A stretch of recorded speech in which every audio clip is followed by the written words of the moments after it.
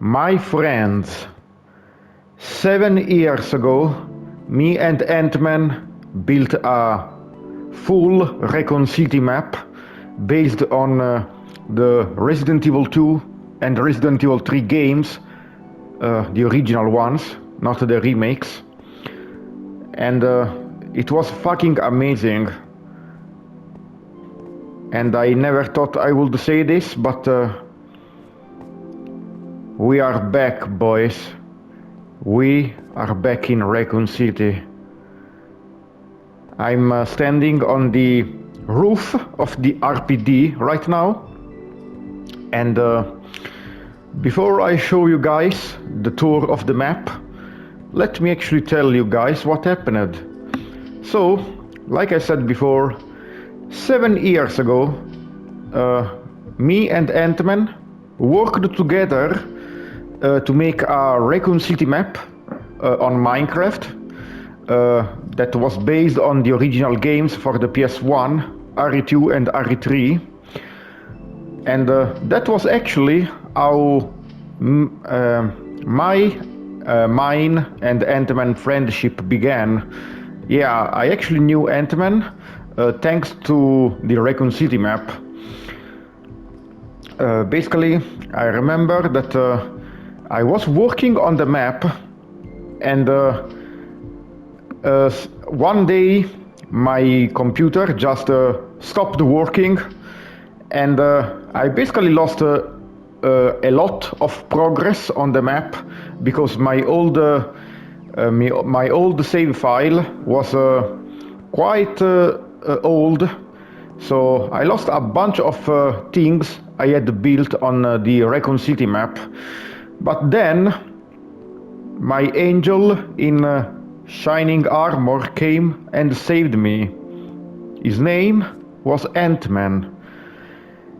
He actually told me in a comment that he had been watching my videos, and he had actually been building the map together with me in secret. So he basically gave me his own file, which was recreated perfectly from mine, and thanks to that, I was able to resume work on the map.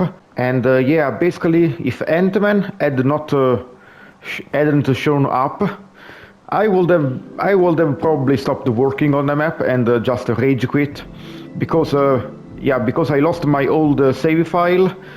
I had lost so much work done on the map that I was pretty fucking pissed. So I might have just rage quit then and there. However, Antman showed up with a full copy of my map, completely remade, and it was absolutely perfect. He had recreated every single detail, and thanks to him, that he gave me that save file, I was able to resume work on the map, and we continued working on the map together, and that, my friends, was how me and Antman's friendship started. Yeah, we built the Raccoon City map, and we actually did an amazing job. It looked fucking amazing, and we also did an adventure map of that map. I actually did a little adventure for Antman to play, which you can find on both mine and his channel. And the only problem was that the older map was stuck on the older versions of Minecraft for the longest time. Yeah, because we actually built the older map on Minecraft Java version 1.8, I think. And every time that we tried to update that version of the map, basically what would happen is that the file would corrupt and the map would not work anymore. So because of that, we thought that the map would be lost forever, and we would never be able to bring it back from those older versions of Minecraft.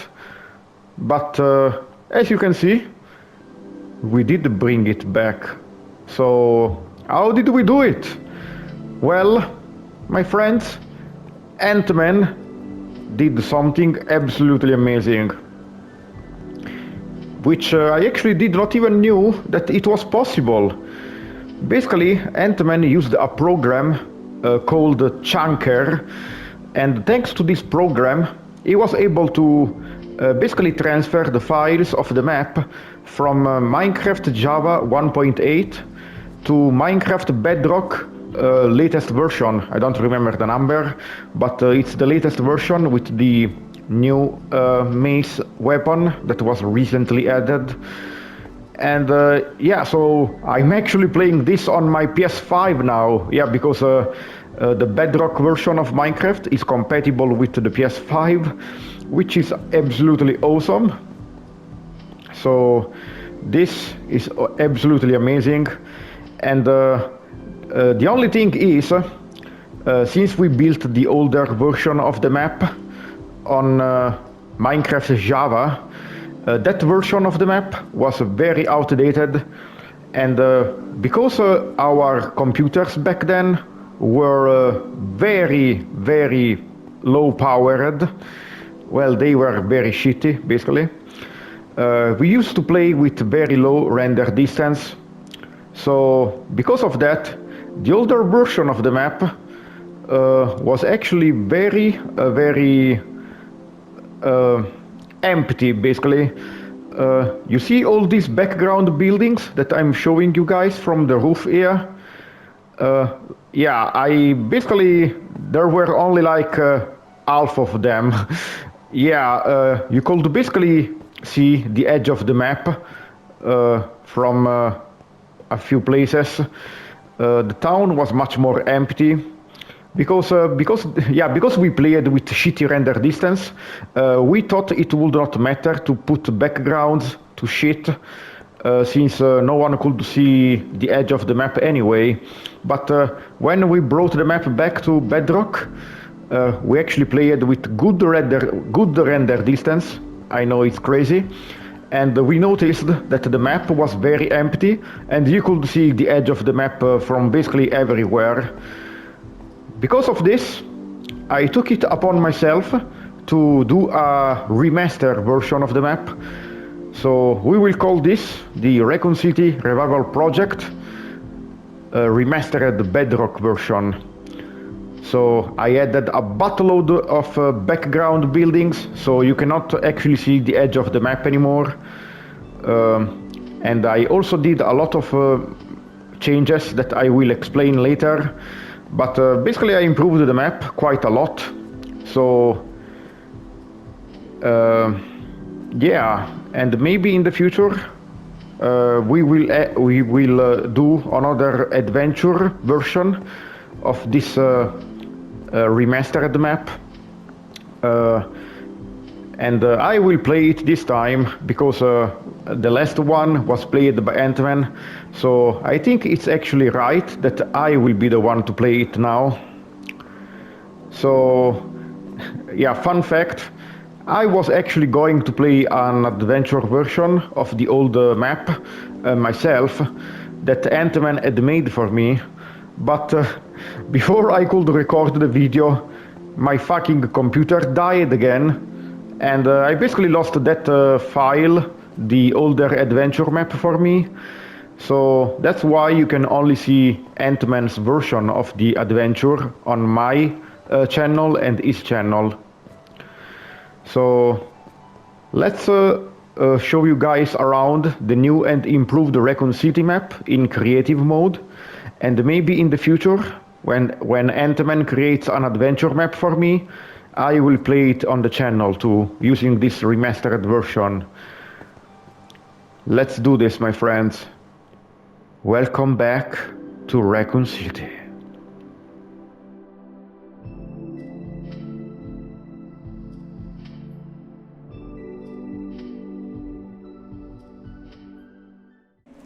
Okay, so just like my old version of the tour video, We actually start from the RE2 starting area.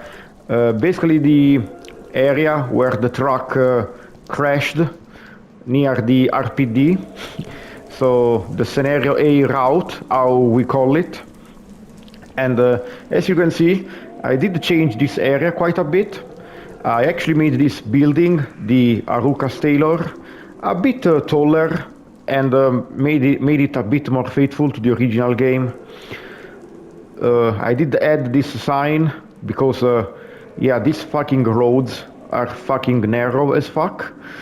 Yeah, the Raccoon City layout makes no fucking sense if you are using a car. Holy shit, I have no idea what they were smoking when they designed these streets.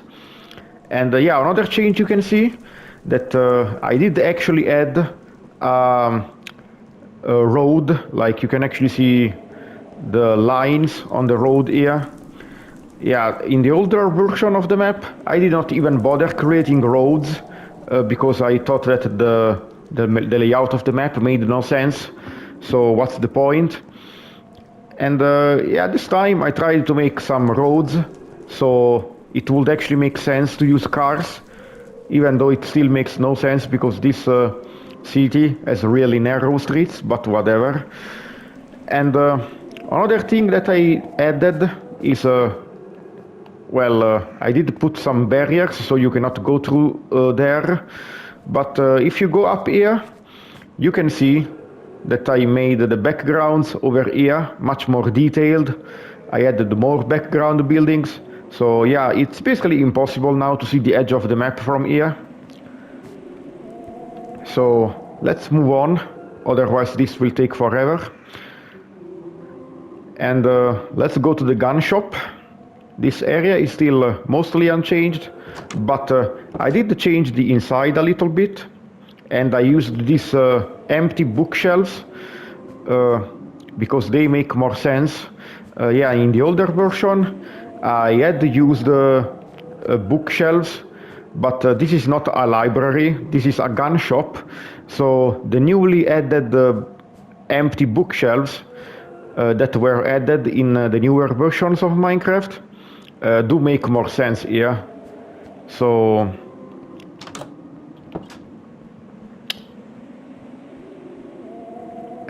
yeah, this area is the basketball court, and yeah, it's still the same basically. I did not do much work here. Still looks very cool though, not going to lie. Okay, so this area we did change quite a bit, and this was actually one of Antman's ideas. Yeah, he did use this new material.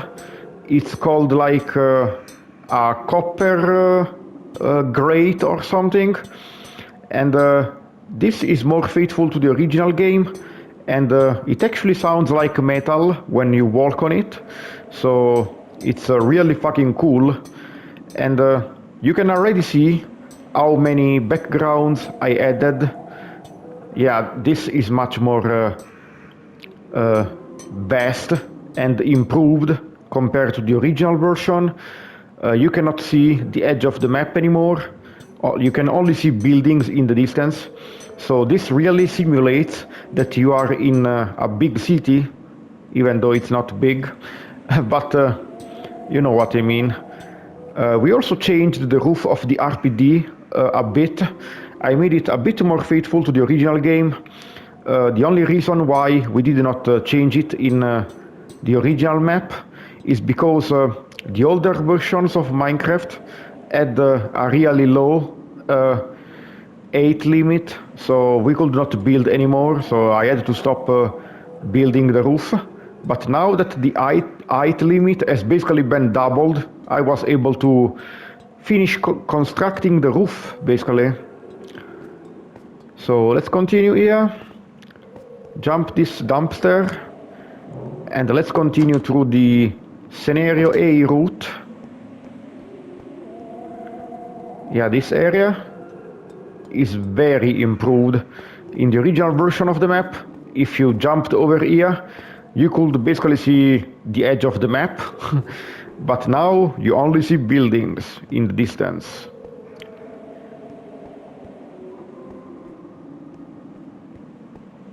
So let's enter the bus.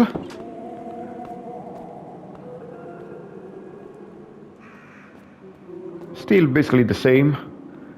I put this skeleton head to simulate that driver that was fucked up. Again, you can see the work that we made has paid off. So much background stuff.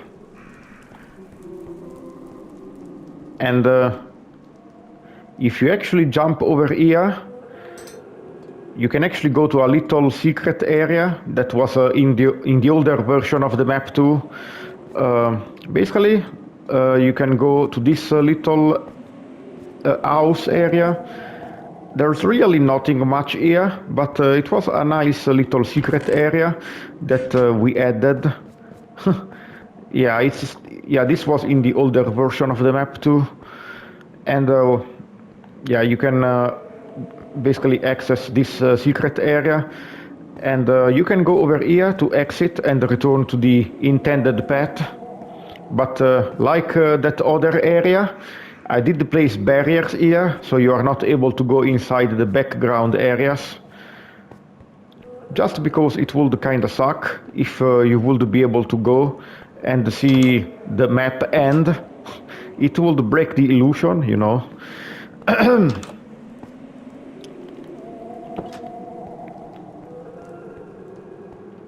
Okay, back in the RPD courtyard, you can take the upper path or the lower path.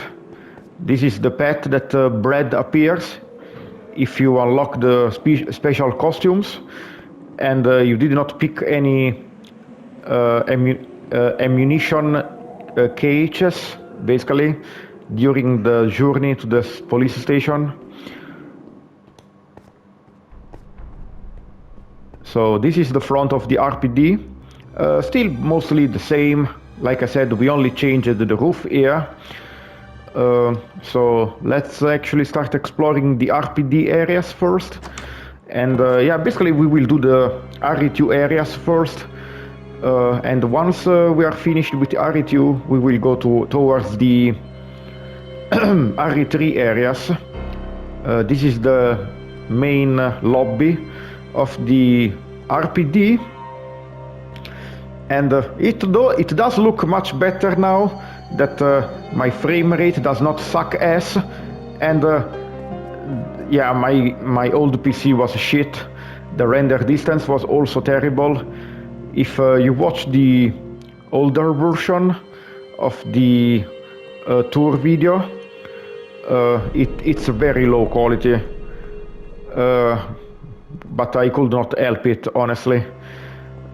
This is why I actually wanted to redo this tour video for a very long time. So I'm very grateful that Antman was able to bring this map back, because this has actually finally given me an opportunity to remake that old and outdated video. Yeah, we actually changed the statue here a little bit, because they, in a newer update of Minecraft, they added a feature to basically pose armor stands. Okay, let's go over here. This is the room where you first encounter the... basically you go towards the first leaker hallway. Yeah, this is where you would see the first leaker pop up, which actually also happens in the remake if you play the second run scenario, which is actually fucking awesome.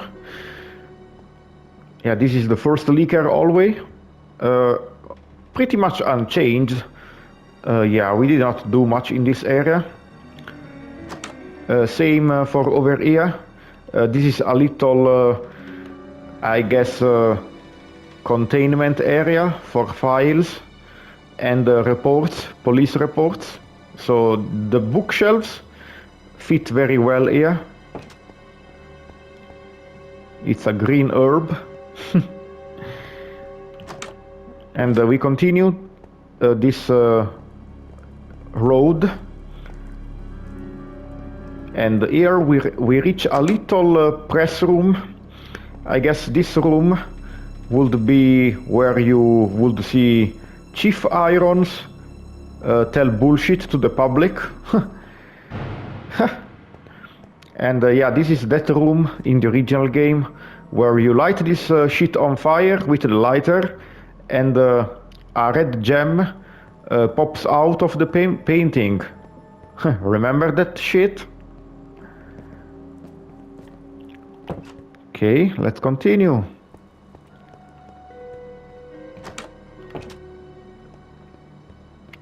Okay, if we go over here, this is a little another storage room where they probably keep incriminating evidence inside. And this is the Marvin's office area, which is pretty fucking scary when you come here for the first time, because you see that awesome scene of Marvin turning into a zombie. And the music in this area is also creepy as fuck, which yeah, I will play the music from the game in this video, because yeah, when we did the iRoll map, we did not use the original soundtrack because we know that Nintendo hates fun, so we did not want the copyright ninjas to kick our asses. But Capcom is much more lax in terms of copyright, so we feel safe using the original soundtrack here. Okay, so this is the room before the second floor staircase. And this is the first save room in the RPD, the dark room. A very iconic save room, which was also faithfully recreated in the remake. Very fucking awesome.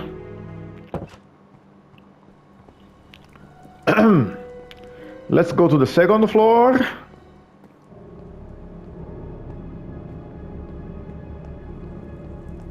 And yeah, we actually changed this a little bit. So this is that weird puzzle that you need to basically push the statues. The bronze statue and the stone statue. And if you push them in this position over here, they face this statue in the center. And the statue in the center will drop a red gem, which we actually made using redstone powder, I guess. Unfortunately, there are not rubies in Minecraft, so... And yeah, we did change the pose of the armor stand as well. And this is the hallway before the Star's office. And you can already see the difference. If you look outside the windows, you see a lot of buildings and a very nice vista. In the original version of the map, you basically saw nothing, basically because there were not many buildings in the background, and also because the render distance sucked the fucking ass, like I said before. Star's office.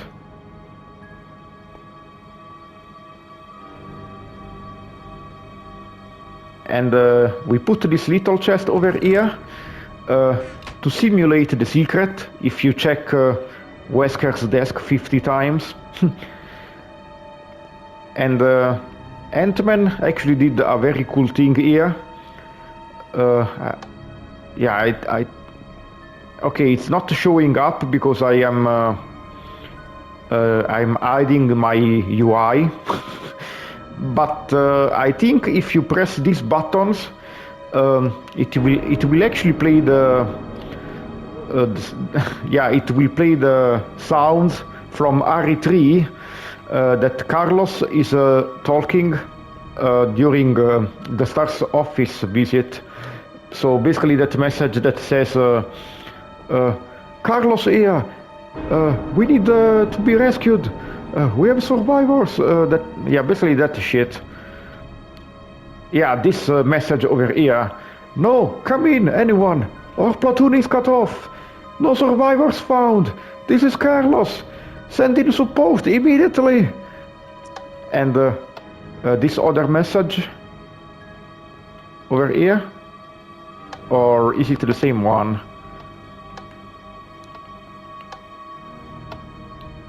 Okay, I think it's just this one. Well, whatever. Very nice attention to detail, Antman.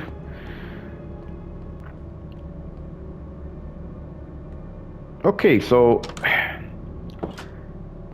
we are in this weird room where you meet Sherry for the first time, and you can actually see the little hole here that she crawls under. And same here. If you go over here in this room, this door is normally broken in the original game. There's only an hole under the door that allows Sherry to crawl through. But we actually fixed this door in this Minecraft remake. And we did not...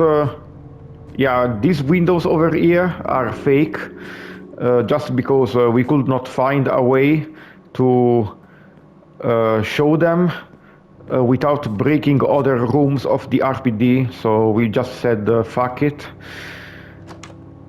Okay, this is the library.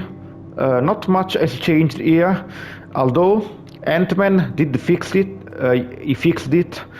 In my older version of the map, there were only 2 bookshelves here, but Antman fixed it. He made this area a little larger, and he placed 4 bookshelves, just like the original game. And he also... No, wait, that was actually something I did. Yeah, I added this little painting here, which is actually a new painting added with the newer updates. Yeah, this was actually something I did. That was not from Antman. And okay, so yeah, this is where you go to find the first plug, I guess. Yeah.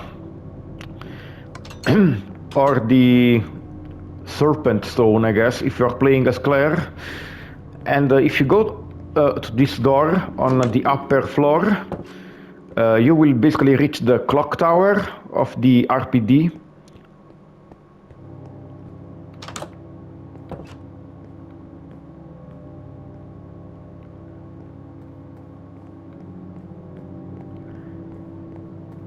Yeah, this area is basically the same as it was before. And in this area, there's actually a little trick you can do if you have a slow falling potion. Remember that in the original game you could basically crawl through this if you were playing as Leon, and go to the basement. Basically it's a shortcut. Well, I added these little pressure plates, so if you can fall safely down here without dying, you will actually be transported to the basement. So the shortcut also works in our map. I will not do that now because I don't want to go to the basement. So now we actually go to the lower floor of the library.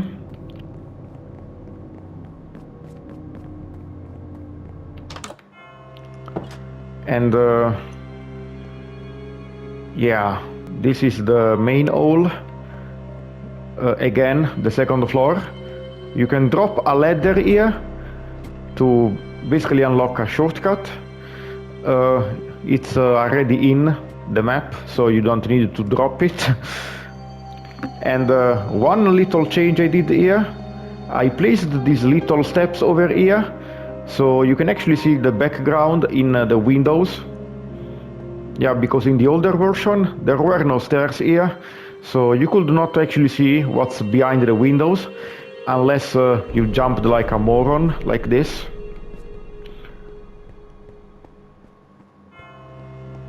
Okay, so if we go over here, we will go to the secretary room, I think it's called. This is another save room. I think this is just a save point that Antman made, yeah. Yeah, basically Antman created a bunch of save points, just like typewriters, and I guess they will be featured in his adventure map. Yeah, the view is spectacular.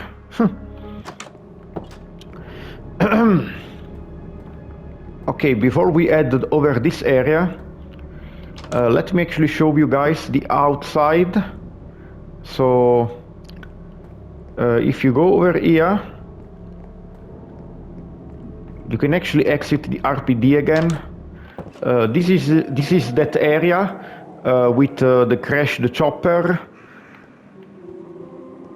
Yeah, it's not on fire anymore, but yeah, this area is mostly unchanged. Only thing I did is I added some barriers so you cannot go into the backgrounds. Yeah, I'm pretty sure the barrier block was not in the older version of Minecraft. So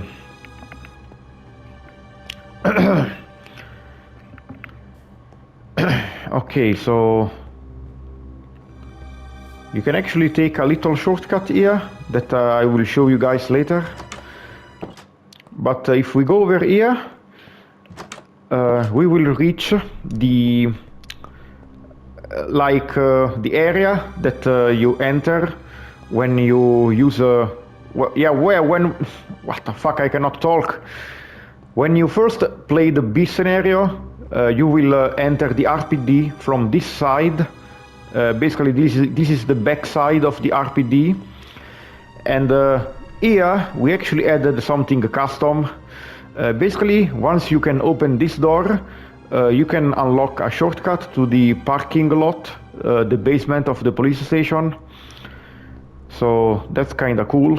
You could not do that in the original game, although I did see a few original RE2 ROM X that added the parking lot shortcut too, so that's kinda cool. And yeah, nothing much here, just a little garden area.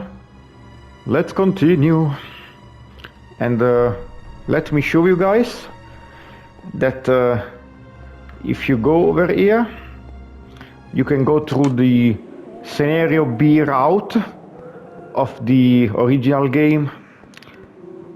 And yeah, it's much shorter compared to the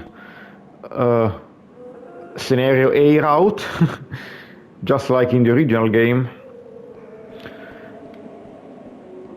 Not much here.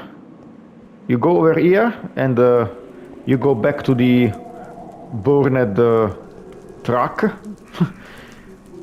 Only thing that I added here that is a little bit custom, I added this little shop that you can actually see. Yeah, basically it's an Easter egg. You can see the stars outfits from RE1 inside this window. So the blue one is Jill, the red one is Barry, I guess, the green one is Chris, and the white one is Rebecca. So it's a little Easter egg. Let's go back to the RPD and continue the tour.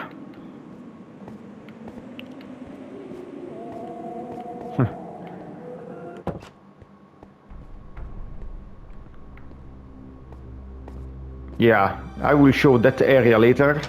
Just know that you can use this shortcut over here to get back there really quickly. You just need to jump down here and you will reach this area very quickly. A little shortcut that was not in the original game. But we don't care about that, so let's continue.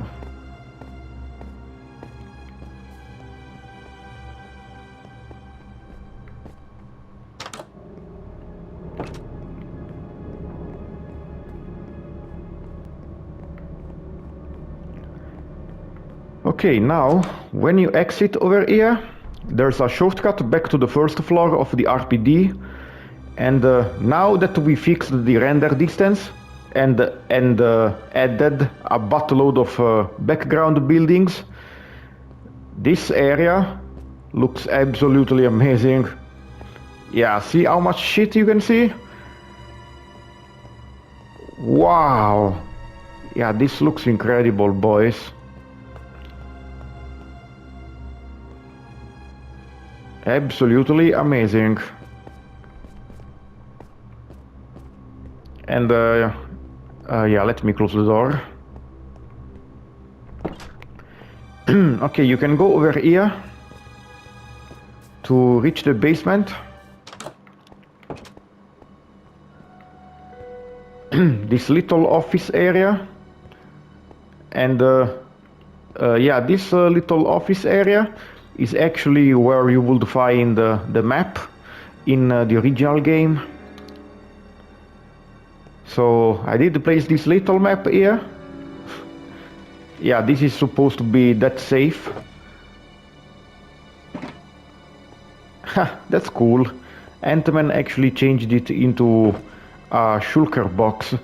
Yeah, this was just a black block before, but now it's actually a shulker box. That's kinda cool. And yeah, this area over here is the area that you can access from the this side of the RPD main hall. And this area is very scary in the original game, because when you come over here at first, you basically get greeted by like 10 zombies. Yeah, this room is insanely full of zombies, and I guess they made it like this so you would not come through here first and actually try to go towards the first leaker hallway first. Okay, this is this little area over here where you can actually find the interrogation room. Yeah, this little room over here. You pick the item inside this thing, and then a leaker breaks this window, which was actually kept in the remake, so that was awesome. And this is just the other side of the interrogation room, nothing much. And this is another press room, I guess. You do a little puzzle with the lighter here, and once you complete it, if you're playing the scenario B, basically Mr. X will break the wall and make you shit your pants. Which it did make me shit my pants when I first played this game as a kid. I can tell you that. Okay, so we basically explored the entirety of the RPD pretty much. Only a few areas are left. So let me show you guys. If you go over here, you have this little corridor over here. And this is another one of those corridors where you can actually use the cord. Basically to use the shutters here and not make zombies break the windows. It's not very useful because if you use the shutters, they will break in the scenario B anyway. So they will only basically stop a few zombie waves in scenario A, and that's it. It's kinda worthless, honestly. It's actually better in the remake that they allowed you to use the fucking wooden boards. Somehow the wooden boards are more resistant than the shutters. Just a little resting area. And I think this is the area where you find some magnum ammo in the original game. And you take this staircase, and this allows you to go to the basement. Yeah, this is the basement of the police station, and I guess Antman left this door open. Yeah, this room over here, you do a little puzzle over here to restore the power to the rooms inside the basement, and you can also find the map here as well. a few herbs. And this room over here is the autopsy room. If you come here in scenario A, I think zombies break through basically the autopsy sheets here. I don't know how they are called.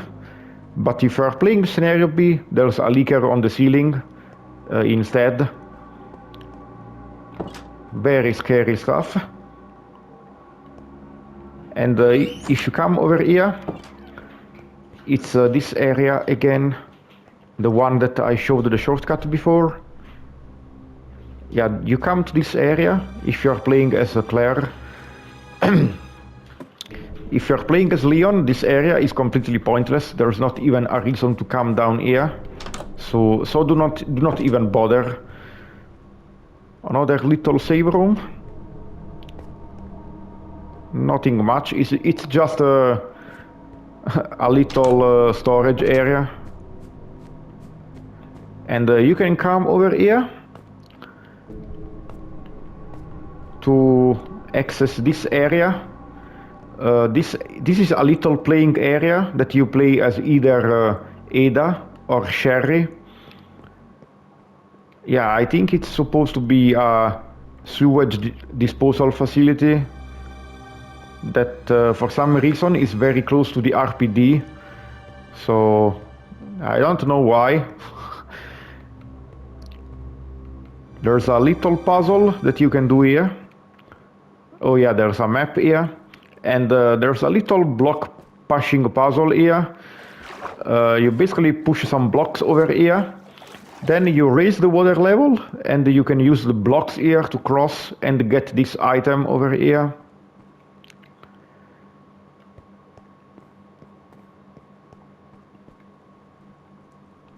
I don't think this does anything. Yeah, this is just for show. To simulate the water draining shit. And if you go over here, it's basically just a dead end, because this is the area that Ada comes through, and you cannot cross it unless you can fly. So I will show this later.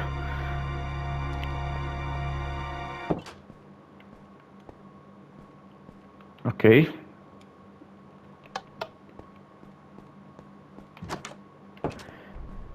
Okay, we can go out of this area. And yeah, speaking of which, this area is very easy if you're playing on scenario B, because there are zombies, and the zombies cannot even touch Sherry. She's basically immune to zombies. They cannot grab her. But if you're playing as Ada, it might be a little bit difficult, but whatever. You can just gun them down. But if you're playing as a scenario B, I think you get dogs here, and they can be a problem for Sherry because she is unarmed, of course. Okay, let's continue exploring the rest of the basement.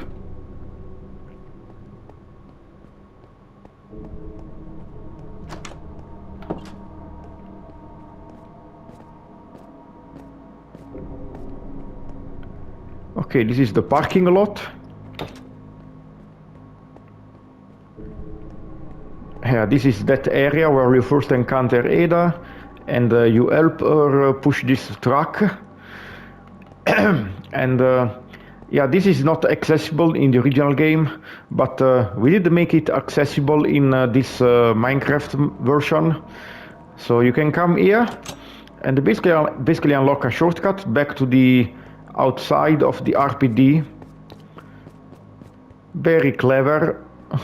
And like I said, I did see some ROM X actually make that shortcut available in the original game as well. And this is the place that you end up if you use the shortcut in the clock tower of the RPD. Yeah, you basically crawl through that vent and end up here. Only if you're playing as Leon though. If you're playing as Claire, you're not allowed, because then you might actually get stuck behind the truck here. And yeah, this is basically an a Leon exclusive area.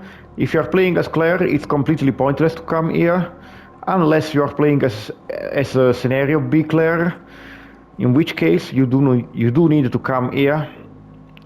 Just the jail cell area, where you meet Ben. And this is the end of the RPD area.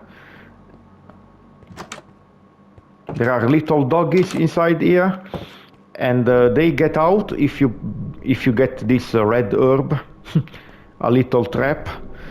Yeah, this is the end of the RPD area and the start of the sewers area, basically. There are some spiders here in the original game, but they are so easy to dodge, I never kill them. And we are back in that area that you saw before. Yeah, if you go over here with Ada, you get to the sewage disposal. But only Ada can come here because she piggybacks off Leon. And this is another save room. Very generic one, just another storage room.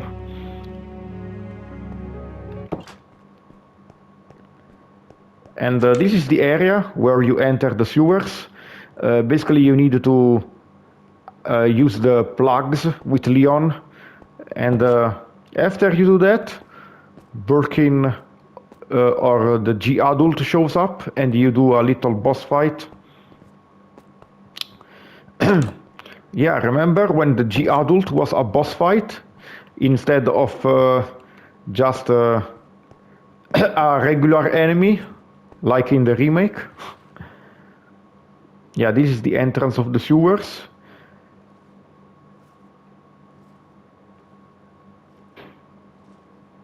Yeah, basically Leon enters the sewers through this area. Blue herbs. Another save room. And you can actually go down here and do a little puzzle with Leon. You can light these lanterns, I guess, to reveal some hidden items. Mostly ammo, so it's not needed, just optional. And you take this elevator and you get to this crossway where the first time you arrive you meet Annette, and she shoots Leon. Yeah, because she was trying to shoot Ada. And if you come towards this area, this is another save room, and we are on the Claire side of the sewer entrance now. Yeah, this area is very similar to the that other save room. It's basically a mirror of Leon's side, almost. And if you go down here, you see this little area that you end up as Sherry. Yeah, she basically drowns. Well, not drowns. She basically gets transported by the water down here. And you end up in this little area. And then you crawl through here as Sherry. And then shit goes down. Birkin infects Sherry. And shit. Yeah, basically this is a Sherry exclusive area. You go back up here and you return to the save room. And you go up here. This is the sewer entrance from Claire's perspective. And yeah, this is the area where you end up as Sherry. Yeah, the basically water duct. And this is actually a very cool area because you can actually see Mr. X or Birkin trying to find you up there when you first arrive here. It depends on your scenario. If it's scenario B, it's Mr. X. If it's scenario A, it's Birkin. And this is basically that same area. Yeah, it's basically the same area where Leon fought the G-Adult or Birkin. If you're playing as Claire, you will fight them in this area instead. It's a little cave area, which for some reason is under the RPD.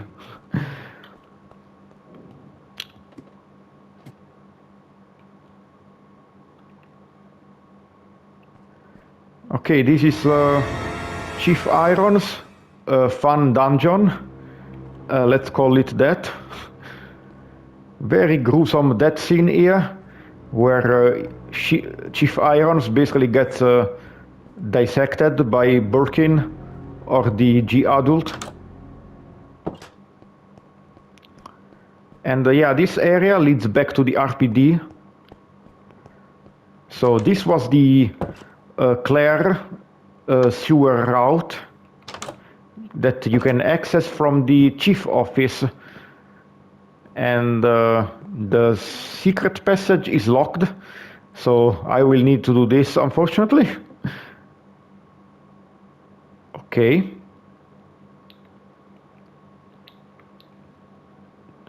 Okay, so this is the chief office, where you first meet Chief Irons.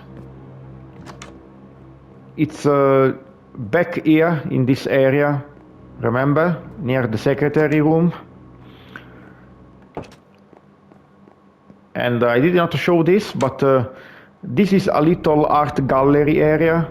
And if you're playing the scenario B, when you pick up the key item here, a leaker will destroy that ceiling, that glass ceiling, which also happens in the second run scenario in the remake, which was awesome, just like the first leaker jump scare. They brought it back. So once you have all the serpent stones as Claire, you can basically open this secret passage to go to the sewers. Yeah, basically Leon and Claire have different ways to access the sewers. So Leon accesses the sewers from that plug room, and Claire accesses it from the chief office. And this room is the room where you find Sherry for the second time. And we made it pretty different because we could not find a way to fit the layout.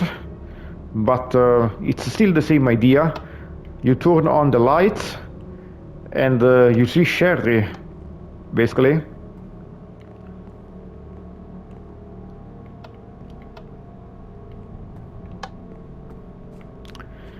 So nothing much.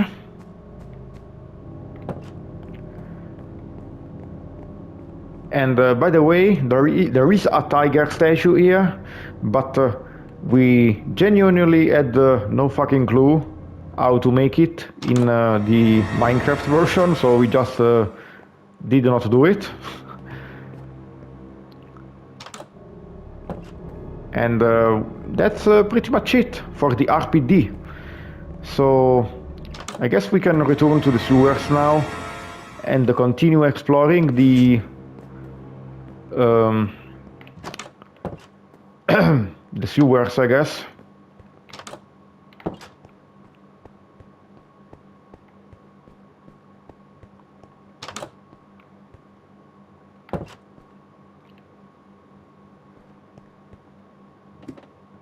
Unfortunately, since this is on console, I cannot use the Resident Evil resource pack to basically change all the sound effects into the Resident Evil sound effects, and also make the ladders and doors look like the Resident Evil doors. So that's kind of a shame, but I guess Antman, when he does his own tour video on PC, he will use the resource pack. Okay, we are back here finally. So let's enter the sewers.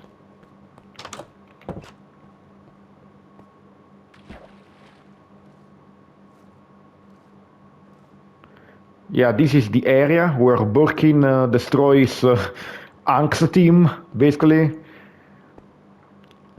He fucked them up a lot. This is a little shortcut to the crocodile room, basically.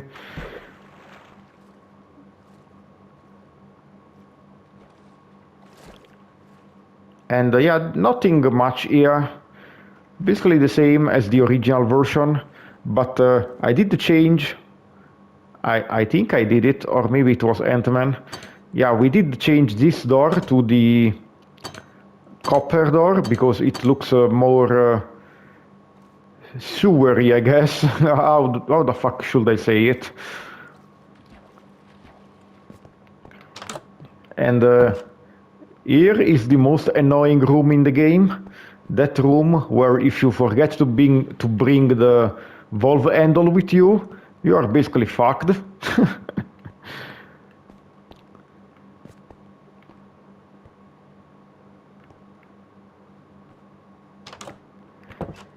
Okay, this little area is where you fight the alligator or crocodile, whatever the fuck you want to call it. Which is very easy. Just go over here, take out the gas canister, shoot the canister, and you win instantly. Wow, what a difficult boss.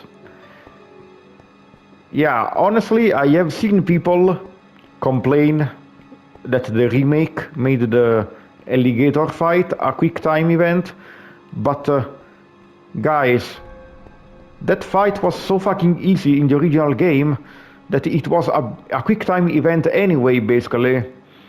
Why the fuck would you waste time trying to kill him normally when you can just do this and kill him in 5 seconds?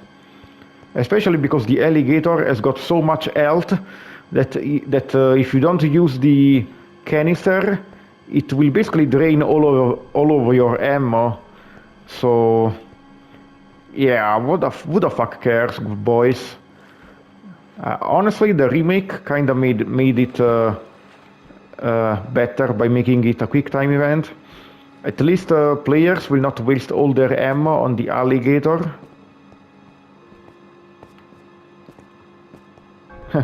Hot take, I know.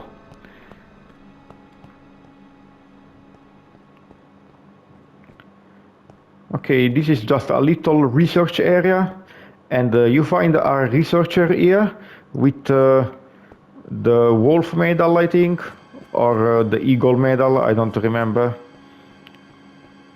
And yeah, this little shortcut you unlock here, which yeah, basically takes you back to the entrance, like I showed you guys before.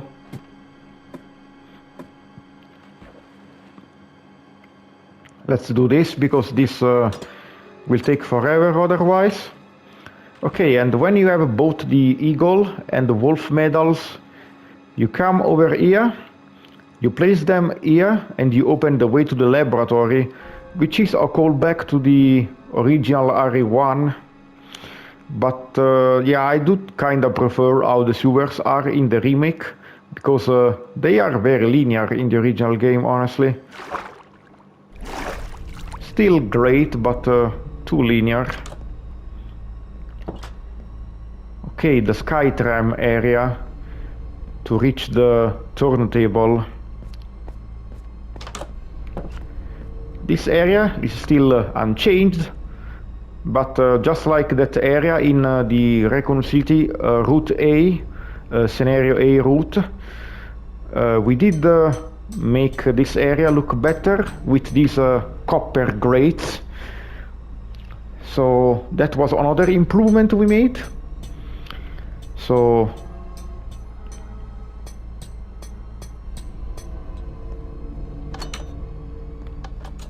you take the Skytram and you reach the Marshaling Yard.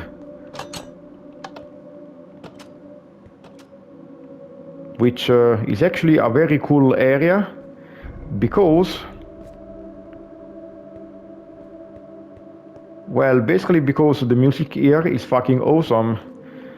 Yeah, this is probably one of the best music tracks in the original game. And if you play with the DLC for the original music, you can use it, you can listen to it in the remake as well. It plays in that annoying room with the G adults. And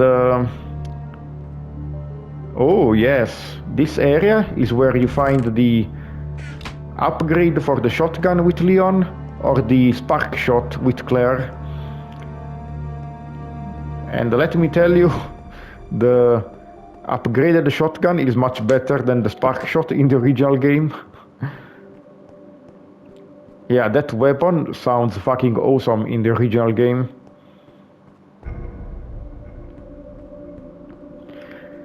Yeah, this area is mostly dead ends, but once you find the ladder, you reach the letter elf of the Marshaling Yard. And yeah, this is the turntable area. And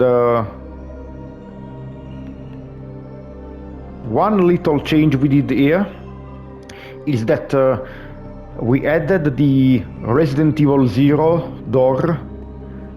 You know, yeah, because when I first created this map, I had not played Resident Evil 0 before, so I did not knew that this door existed. But yeah, this door, if you could use it, it would bring you to the Arclay training facility. Yeah, this area is where you enter this area from RE0, which is cool that you actually revisit this area in RE0. Of course, I did not add this area in Minecraft, because that would mean I would have to build the entirety of RE0 and RE1 as well, so fuck that. I just added the door as an Easter egg, I guess.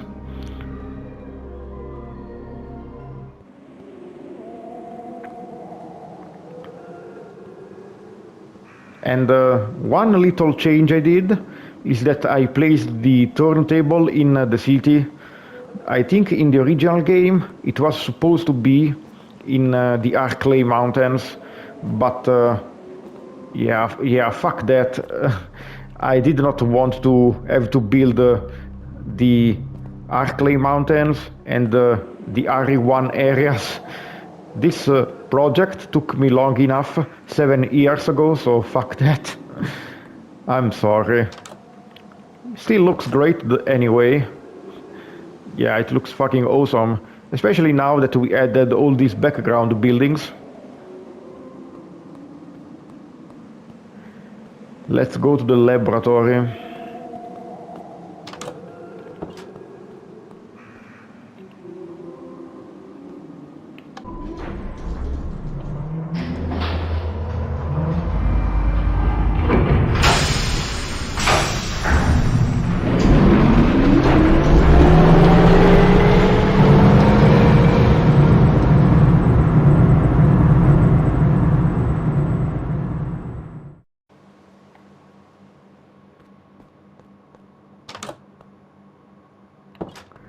Welcome to the underground laboratory.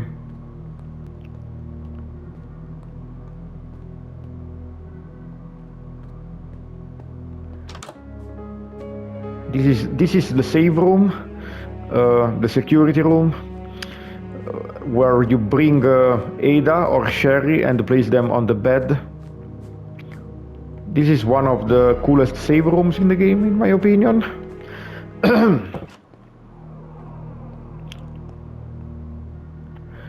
So we can take the elevator, or we can explore the rest of the laboratory. I will take the elevator first and show the power room area first. Yeah, this area is actually exclusive to the Scenario B route. It also appears in the remake, but only when you are doing the escape sequence.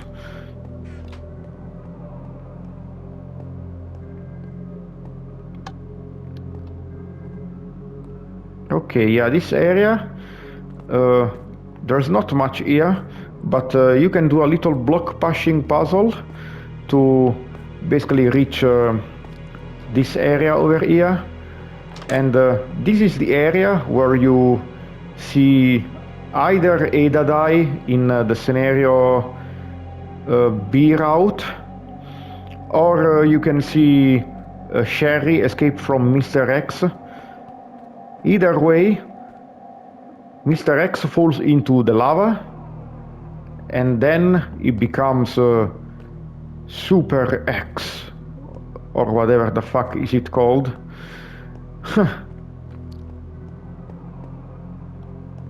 And if we go to the elevator downstairs, we can reach the bottom area of that place. And yeah, for some reason they added the clouds underground in the new Minecraft updates, so expect to see them in the laboratory. I did not remove them because they actually make the laboratory a bit more atmospheric, so it's kinda cool, honestly. You could pretend it's like fog or something.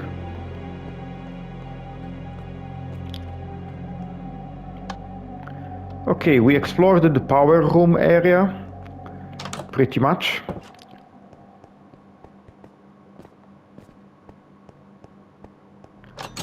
And I will explore the train room later, so let's go back to the laboratory.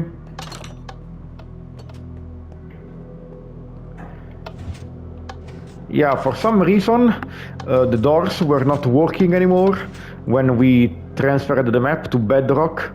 I guess they must have changed the redstone logic, so we had to fix it pretty much. Which is not a big deal, but you know.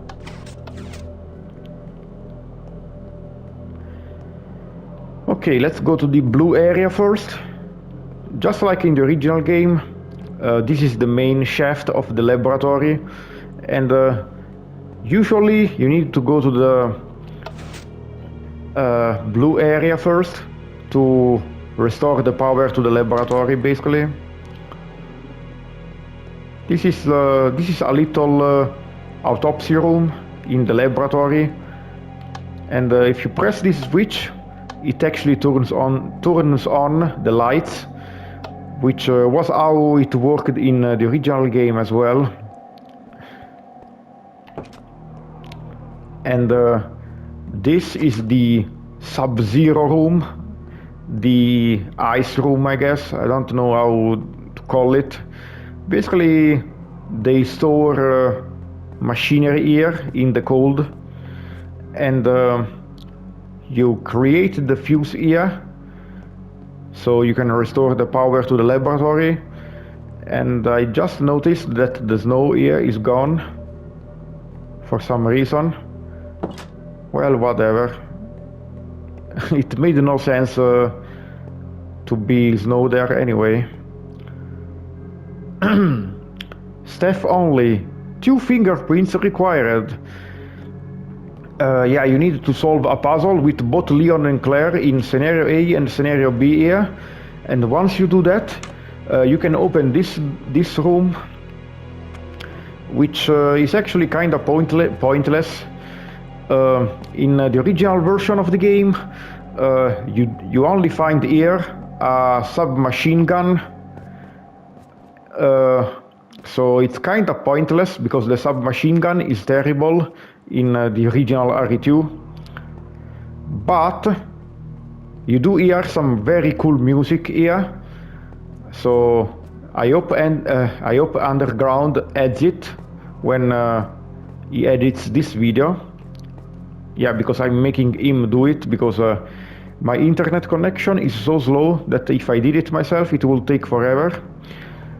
And oh yeah, if you come to this room in the Nintendo 64 version of the game, you will actually see a dead hunter from RE1, and you will also get a file that actually explains the lore of the other games, I think. I don't remember what it says actually. But yeah, in the Nintendo 64 version, this room is much cooler, but in the original versions, on the PS1 and the PC, yeah, this room is kind of pointless, aside from the very cool music. So it's kind of a shame that you do all that trouble of the 2 fingerprints, and then the door stops working for some reason.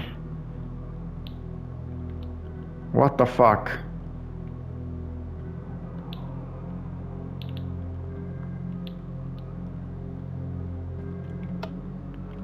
What the fuck? It was working before. Well, whatever, I will fix it later. That's kinda weird. Okay, this is the dorm room, I guess.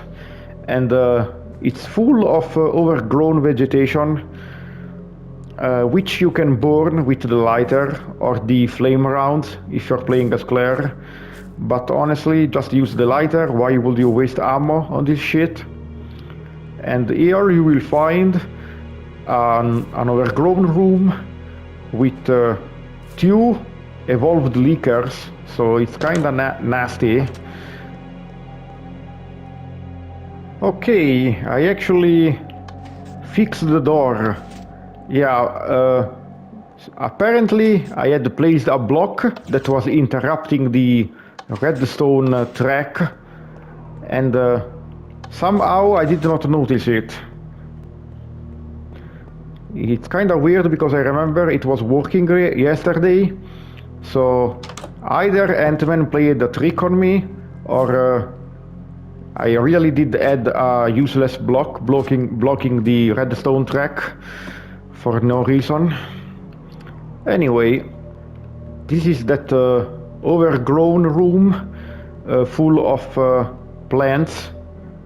A very iconic room, if I have to say.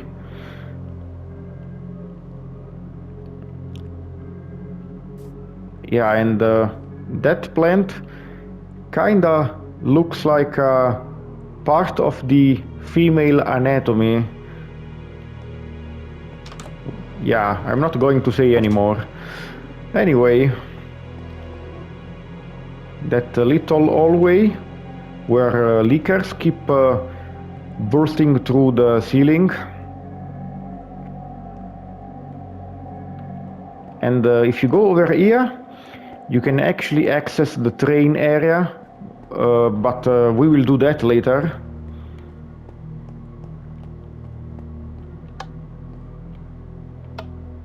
Now this is not working too? What the fuck?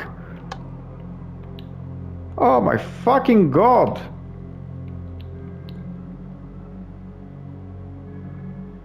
What the fuck?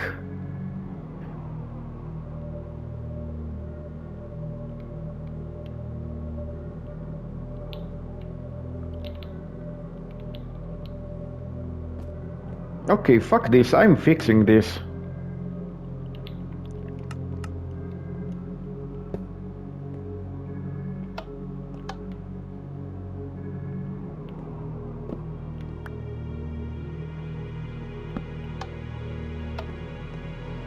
Why is it not working? Fuck.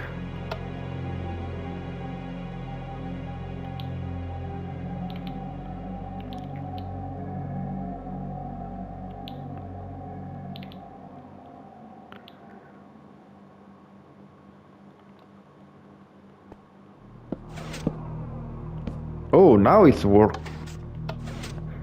Ah, I see.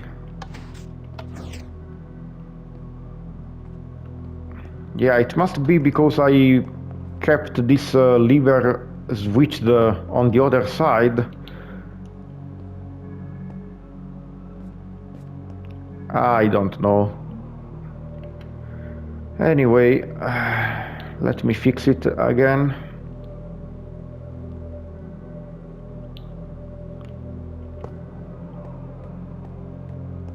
Yeah, I will leave it like this.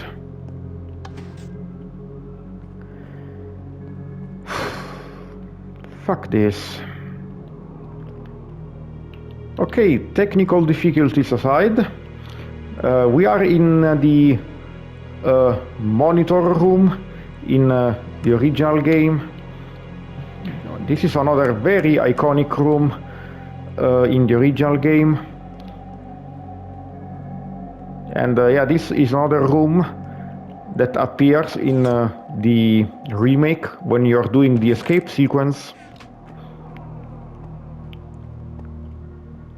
Okay, so you can go to this room over here. This is the infamous moth room. You can come here and kill a moth, which is really easy, especially if you are using flame weapons. And you can register your fingerprint here. Do it with both characters in both scenarios, and you will unlock that room upstairs I showed you guys before. And this other room over here, you only come here to basically make the vaccine or get the key card for the upstairs area. Nothing much.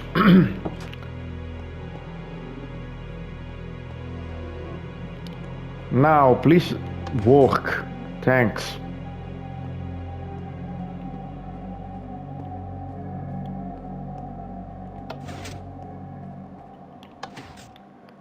Okay.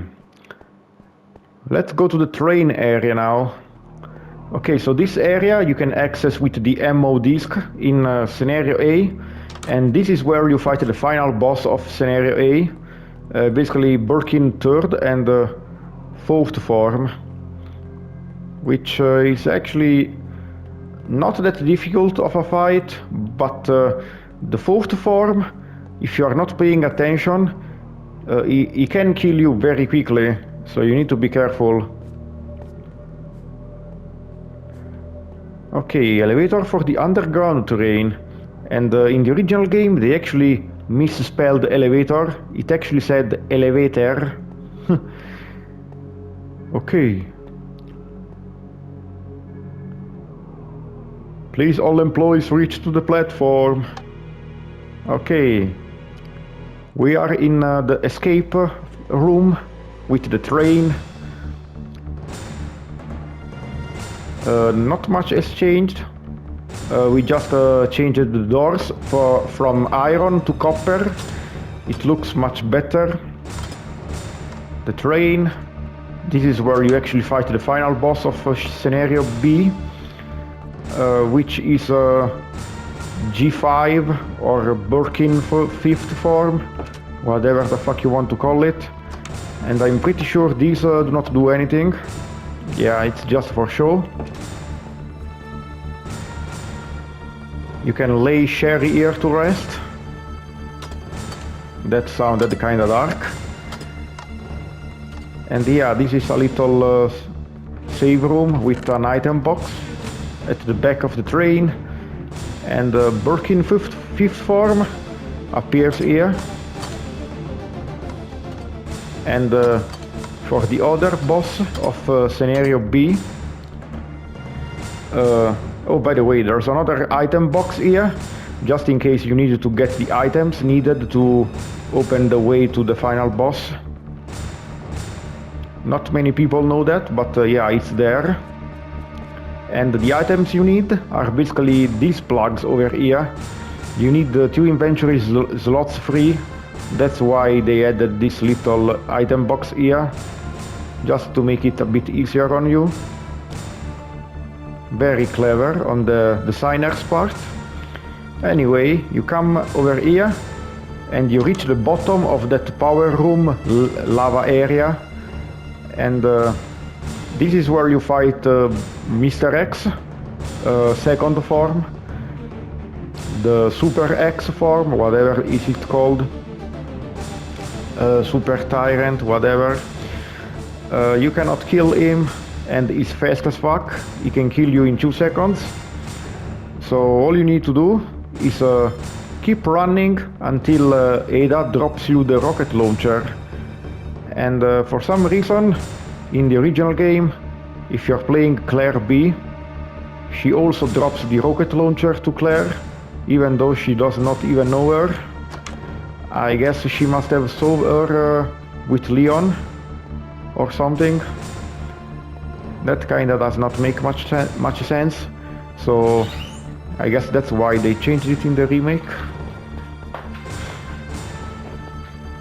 And we are pretty much done with the laboratory area, and we basically explored the entirety of the RE2 areas. So let's go to the Resident Evil 3 areas now. Okay boys, I'm back in front of the RPD, and we will start our exploration of the Resident Evil 3 areas.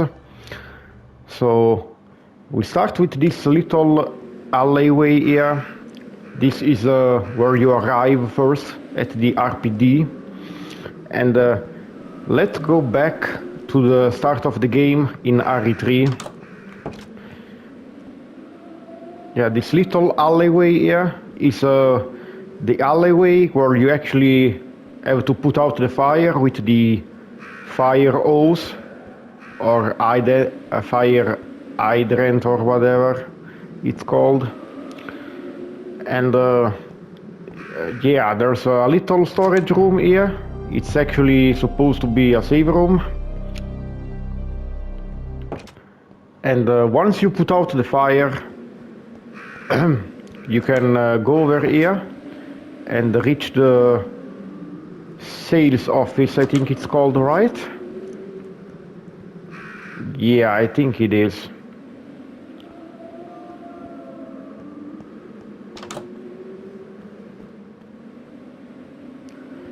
Yeah, this is that little area where you can either see Nikolai kill Tyrell, or you can see Carlos find Tyrell dead. It depends on your choices.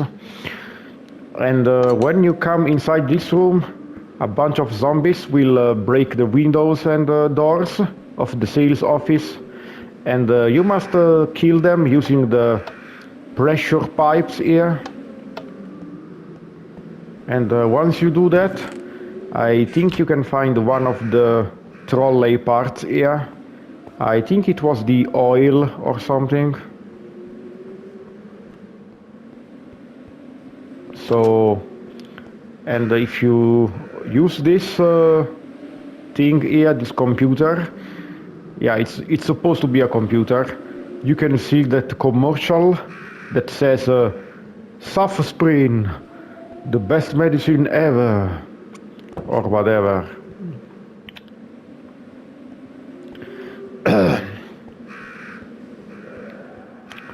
Okay, let's head back.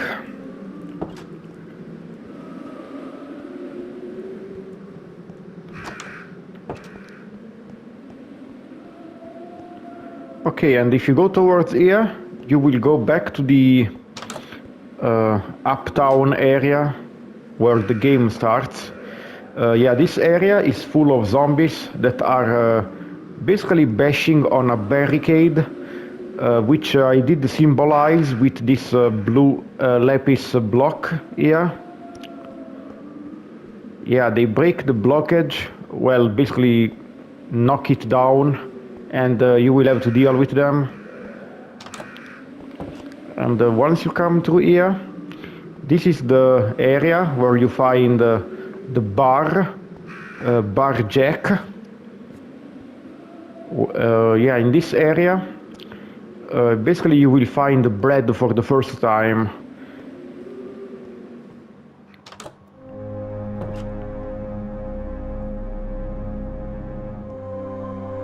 Yeah, the bar where you need to save bread from that zombie, basically. and once you exit that area, you end up here. Let me actually show you guys that, yeah, if you don't go to the bar, you can just go over here, and basically if you go inside the bar or go over here, it basically leads the same way.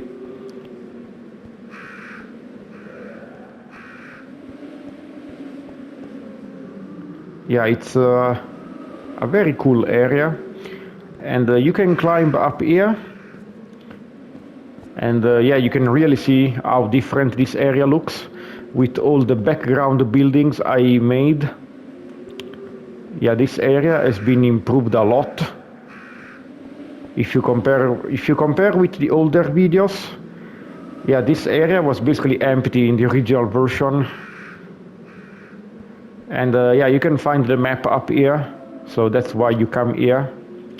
There are also some green herbs also.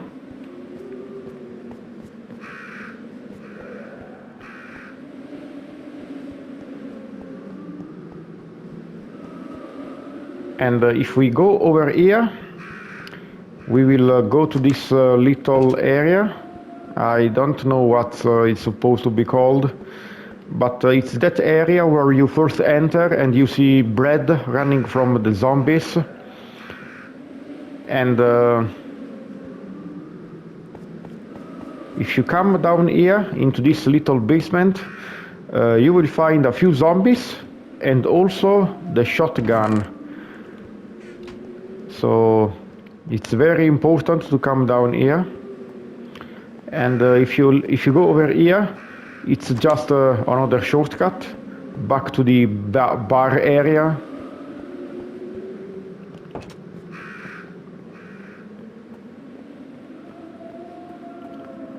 And over here is actually a new area that was added by me. It was not in the original game. Let me see where it is. Yeah, it's over here. Yeah, this little area over here is basically a custom area that I created. Just to make something new, you know, that was not in the original game. And inside this room, this is actually a new area that was added by Antman in the remastered version. It's basically a little safe house that will basically be the starting area of the adventure map when he eventually creates it, you know.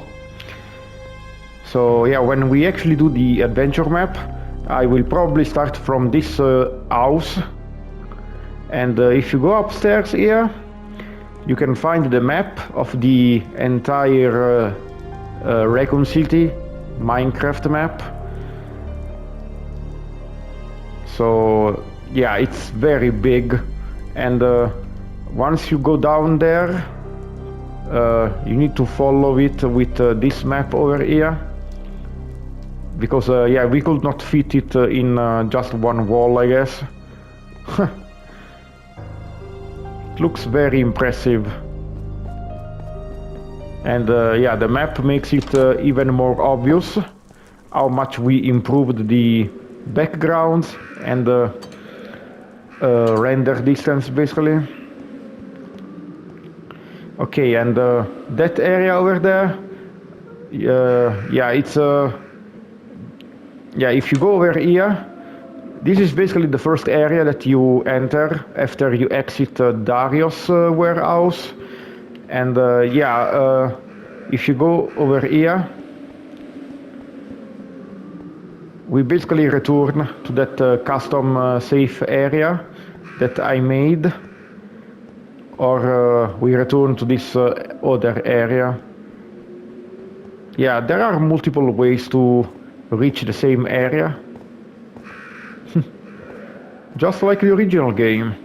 Yeah, RE3 Remake was much more linear compared to the original game. I still liked it, but would have been cooler if there was more exploration. Okay, we are approaching Dario's warehouse.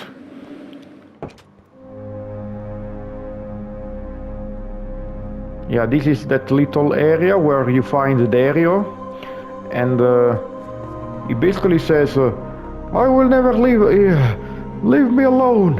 I'd rather starve to death than be eaten by those bastards, zombies, whatever.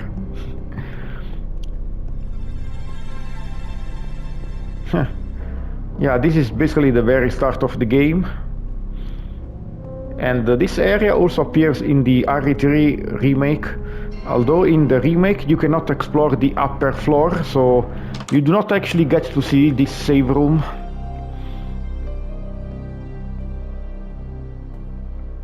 Which is kind of a shame.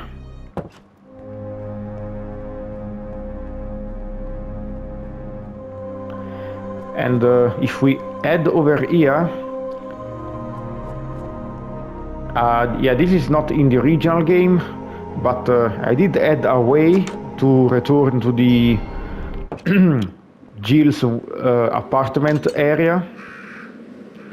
Yeah, when you start the game, you basically come here, a cutscene plays of a bunch of zombies trying to eat you, and you go over here, lock the door behind you, and enter Dario's warehouse.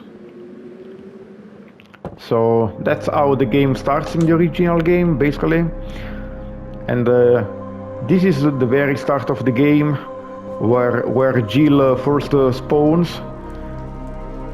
Yeah, for some reason the apartment is on fire, and she explodes outside of her door. So yeah, this was actually explained in the remake. It was because of Nemesis. So that was kinda cool, honestly. Nothing much here. So yeah, that's what you basically do. You jump over here, and then that cutscene plays where you run inside the Dario's warehouse. However, in this version of the map, yeah, in the remastered version of the map, this was not in the older version of the Minecraft map, I did add a new area here. In this area over here, you can access a new alley, basically.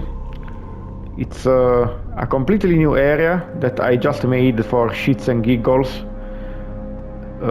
This is empty, I think. Yeah, nothing much. And yeah, I think Antman will use this area during his adventure map, probably to create a fast travel system throughout the town with a subway. I was planning to build the subway myself, but honestly I just did not want to do it. I wanted to keep some surprises for me when he does make the map. So I just built the alleyway here, and I will let him do the other stuff for his own adventure map version later. But yeah, this new area that we added is very, very cool. Well, I added. And this area is actually connected to the parking lot that we will visit later. But the parking lot actually had no name in the original game, so I just gave it a little fun name. I named it Myers Parking Lot, and Myers is the name of the villain from the Halloween movies. So just a little horror Easter egg. And not much else is inside this area. Like I said, this alleyway will be used to create a fast travel system, probably build a subway over here or something. But for now, it's just here. And I did create this area basically to create a background for the power station area, because before it was completely empty. You will see what I mean later. So, and I think this is the entirety of Uptown. So we can go back to the Uptown area now. Well, to the front of the RPD area. Yeah, we explored the entirety of Uptown now. So let's go to the downtown area.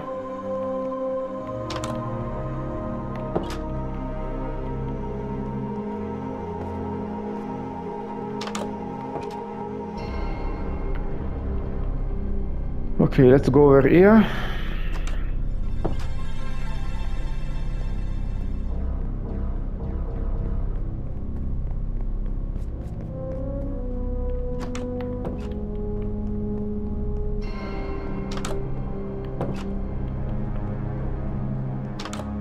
Okay, we are almost there. Okay, we are back in front of the RPD now.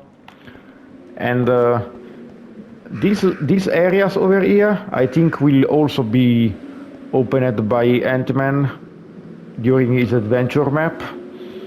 So that will be very cool, I guess.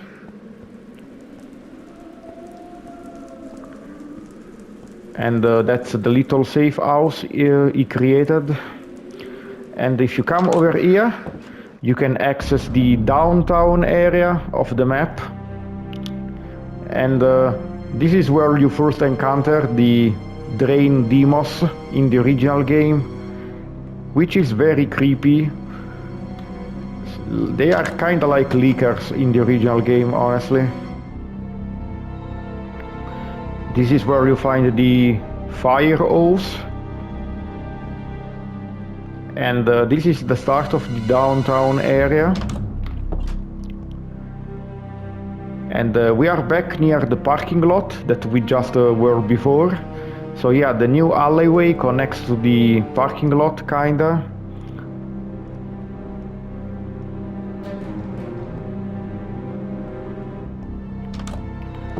Let's go inside the parking lot. And once you come back here, the grave digger will actually cause this hole to spawn, basically. And you will fall down this area. It's a little sewer area where you will first encounter the grave digger. And you can come up here and return to the parking lot area. So let's continue exploring the parking lot. And these cars were basically built by Antman, because I'm honestly absolutely terrible at building cars. Like, you have no idea how terrible I am. A little save room.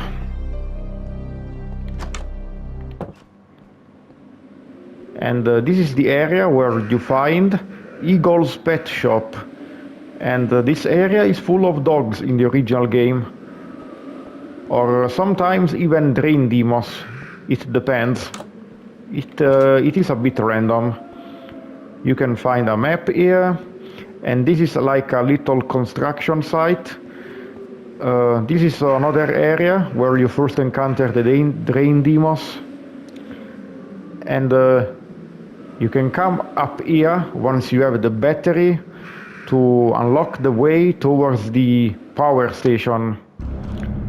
The power station area has been improved massively. Basically, in the older version of the map, this power station building was the only thing that was here. All these background buildings were not here. So, because of the shitty render distance, you could not notice it very much, but basically you could see the edge of the map from here. It looked really shitty. Now it looks incredibly good, very much improved.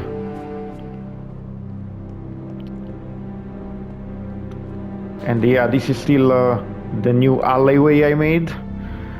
And if we enter the power station,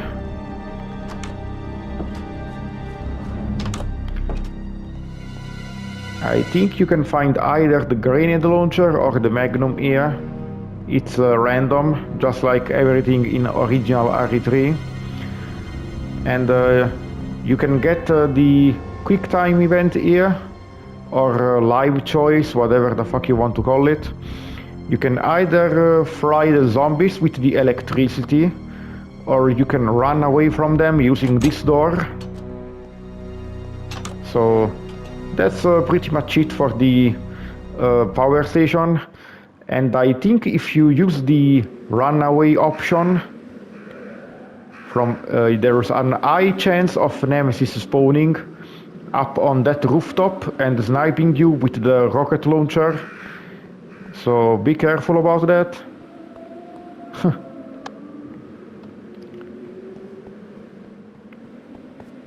Let's continue exploring downtown.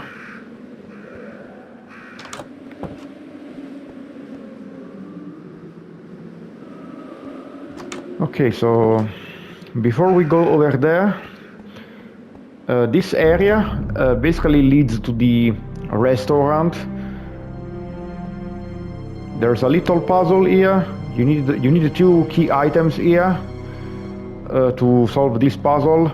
I think it's like a book and a compass. So, and you can go over here and enter the restaurant area.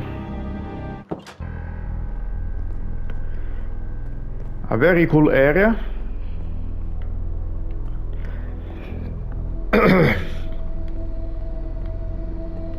And there's another live choice here. I think Nemesis will open this door over here.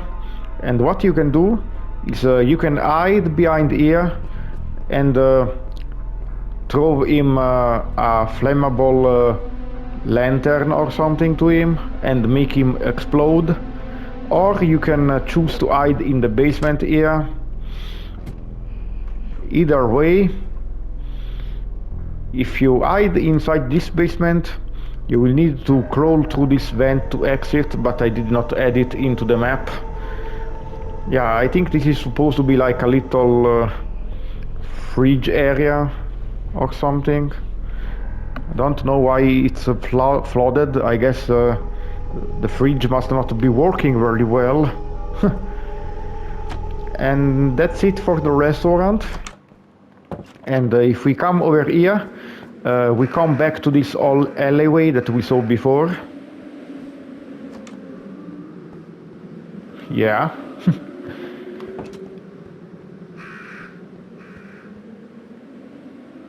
Airtime. Well, I'm bold, so no airtime for me.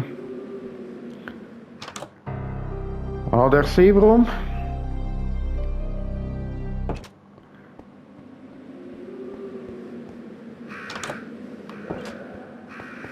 And this is the way to go to the city hall. But before we go to city hall, let's explore the post office or Raccoon Press, whatever the fuck is it called. Breaking news: incident in the Clay Mountains revealed.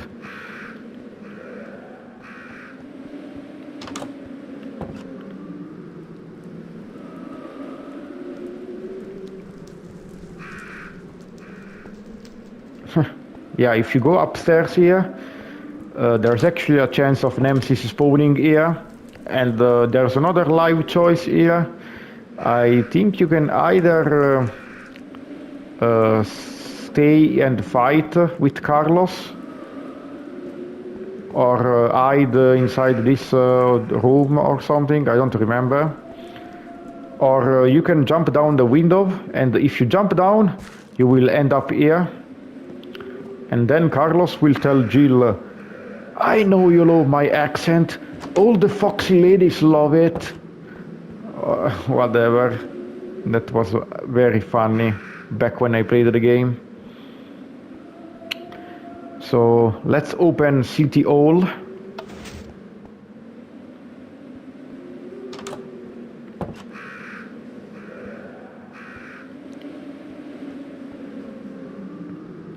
And if you come over here, there's the Mayor Michael Warren statue, and if you place the Book of Wisdom on his hand, he will reveal this chest that contains the battery for the elevator to the power station, if I am remembering the game correctly. And if we go to this way, we will go to the trolley area. But before we do that, you can come over here and go to the power station, basically. You can see a bit of the trolley area over there.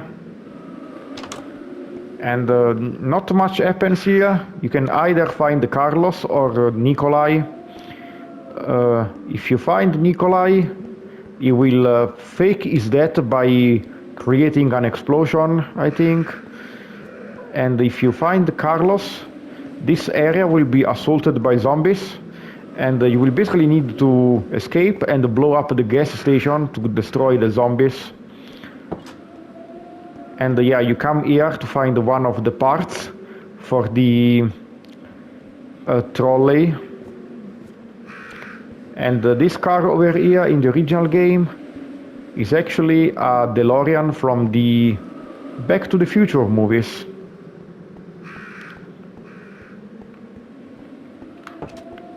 Let's go to the trolley area. A bunch of corpses here.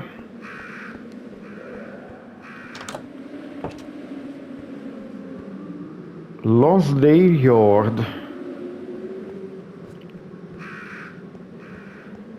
Yeah, and when you return here, after you have all the train parts, the gravedigger will make you fall into this hole, and you will have another little, well, it's kind of like a boss fight, but not really. All you need to do is escape. Once you escape, you will end back up here, right next to the trolley. Yeah, this is the trolley area. Unfortunately, we could not make the trolley work in Minecraft, obviously. So what we did is we added these little messages. The trolley won't start. You will have to walk towards the clock tower. The emergency brake is useless since the trolley can't move now. So we will have to go on foot towards the clock tower, basically. But yeah, this area was also another area that was massively improved in the remastered version. We added so many background buildings and also some little areas that are exclusive to the map. They were not in the original game. Yeah, since you cannot use the trolley, we might as well make this area into a playable area. We created a little residential district full of, I guess, rich people houses. I don't know how to describe them. But yeah, as you can see, there's a bunch of little houses with gardens and shit. So yeah, this is what we imagine would be in the trolley area, a little residential district. It's like a little gated community, and I can show these houses, but I won't dwell too much on them because they look all the same. Basically, Antman built one of them and then just copy-pasted all of them using MC Edit. So I won't dwell on them much. Just know that yeah, this area looks incredible now. We really improved it a lot. We also added like benches, little garden areas. Yeah, we really improved this area. Oh, you can see the sewage disposal from RE2. Yeah. Yeah, this area is incredible now. And okay, so those houses all look the same, but I actually told my boys, Tierra Hardy and Anakin, to basically customize one of these houses for themselves. So now this house is Tierra Hardy's house. It's basically the same as before, but they changed the colors and shit. And this is Anakin's house. Still the same as the other ones, just changed the colors. And I guess he added some traps and shit. He made this little zombie trap. It's kinda cool. Zombies, don't enter. And over here we have our little houses that these were also in the old version of the map. This is the Ryuk estate and the Moran residence. Basically this is Anthony's house.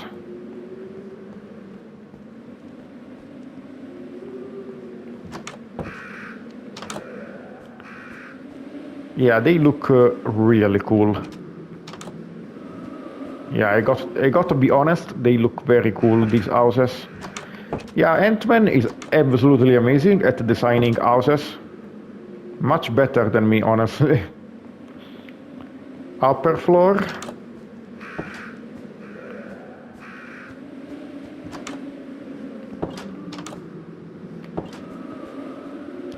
And I guess this is supposed to be a wardrobe or something. And yes, this goes outside. So let's show a bit of the Ryuk estate.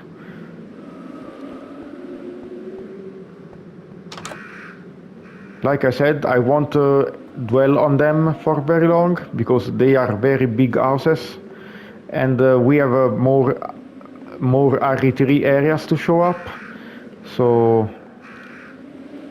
yeah, I kinda don't care to show these custom creations, but they are very cool. Yeah, they look awesome. So before we enter the clock tower, I added a little area in the remastered version that is kinda supposed to be the clock tower plaza from RE3 remake. Yeah, if you recognize this area, is the little area before you arrive at the clock tower in the RE3 remake. Like this is the little pond you cross over with this walkway, and then Nemesis turns into a dog and he starts chasing you and shit. Yeah, this area is basically a new area added in the remastered version, which is cool. It's inspired by RE3 remake, and also I added this area because yeah, this was very empty in the original version of the map. This place was completely empty. You could basically see the edge of the map. It was completely shitty, honestly. I guess it did not really matter because we used a very shitty render distance. But let's enter the clock tower.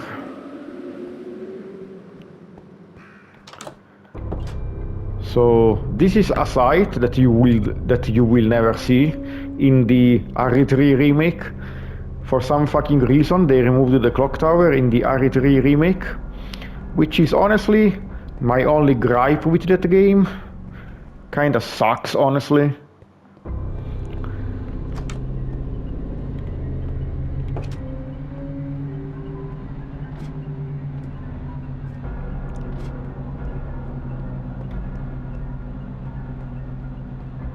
Yeah, this is the area that you come to solve the puzzle, and basically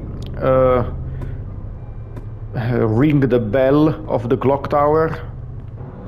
So the chopper, the rescue chopper, will come to save you.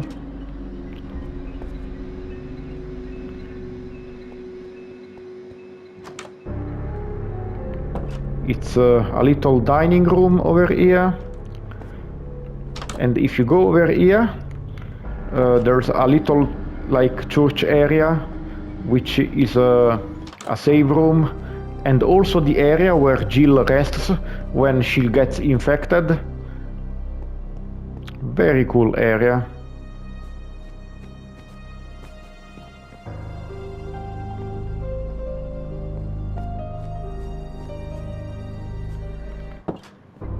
And if you go over here, it's just a shortcut to the outside of the clock tower.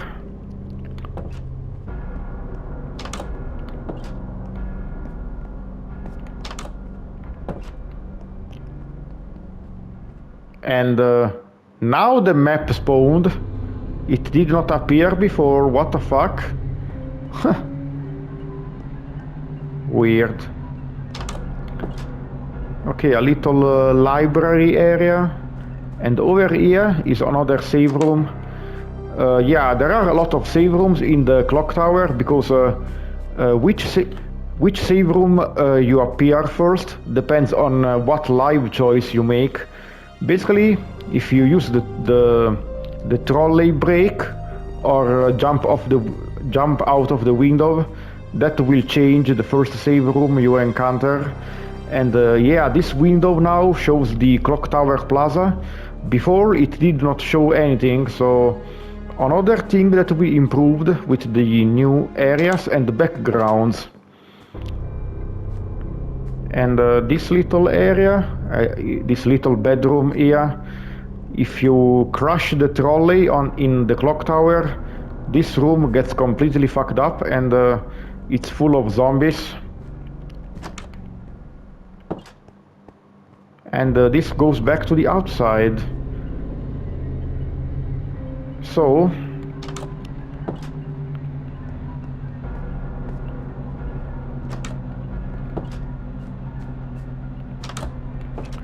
this area leads to the exit of the clock tower, the backside exit basically. There's a little puzzle over here. Goddess of the past, goddess of the present, goddess of the future. Yeah, since the puzzle solution is randomized, I basically just completely do it randomly until it works. I always forget the fucking solution here. And we reached the backside of the fucking clock tower. And let's go to the hospital now. The next area after the clock tower, which actually only Carlos explores in the original RE3, unlike the remake. And yeah, this area is not very big. It's actually pretty small. The remake actually expanded the hospital a bit, made it a bit bigger. And yeah, by the way, this is a save room. Okay, so I think there was supposed to be a map here. So I guess I will edit later if it does not spawn. And you can use the elevator here to go to the 4th floor or the basement.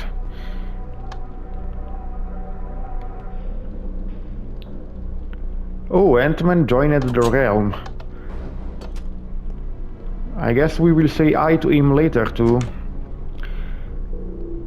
Yeah, this is the 4th floor. There's not much here, just some rooms for the patients.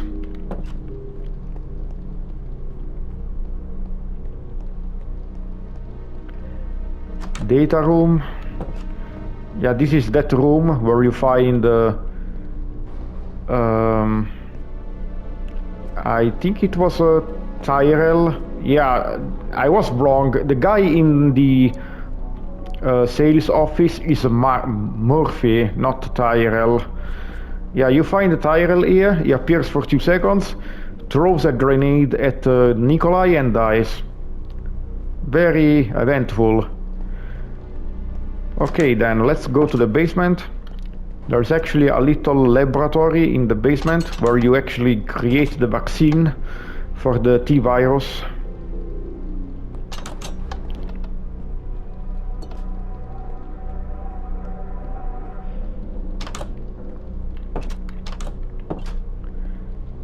Okay, yeah, this is the basement area.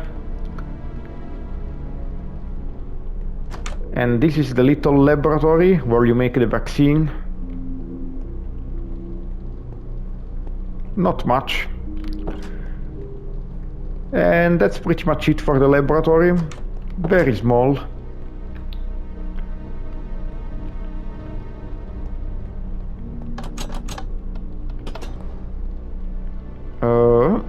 Yeah.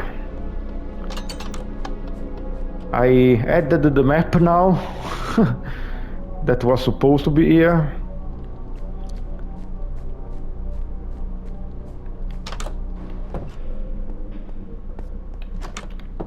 And we only have 2 areas left before we are done with this tour video. The park and the dead factory.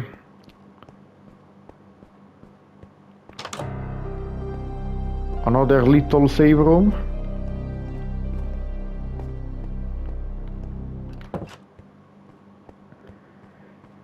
And this is the Raccoon City park.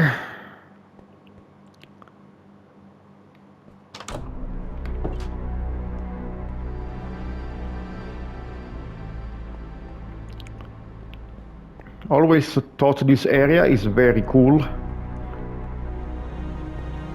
And not much has changed here, but as usual, the addition of all the background buildings really made this area much better to look at.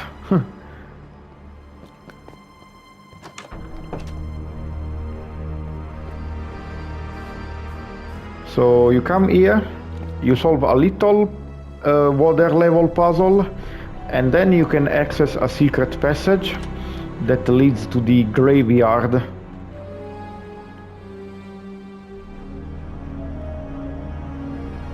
Okay.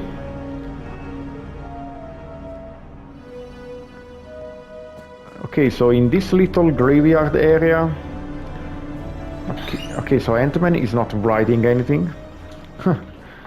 In this little area, you find zombies popping up from the graves, which makes absolutely zero sense. And this is where you find out the truth about Nikolai.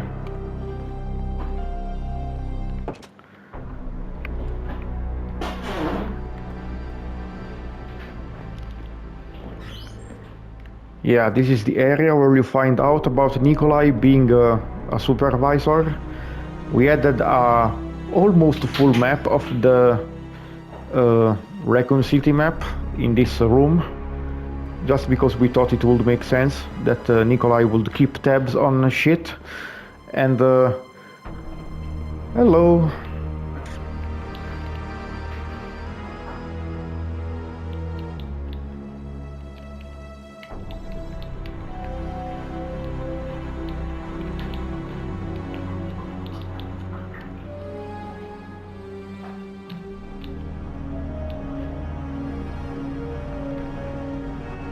Hey Antman, I'm recording.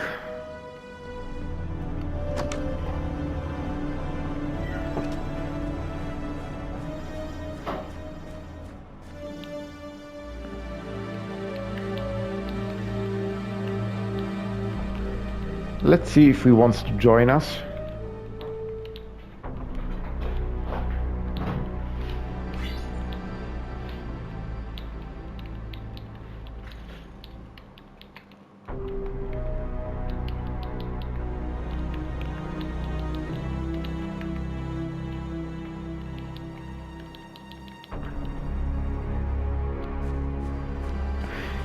Okay, let's exit the graveyard area.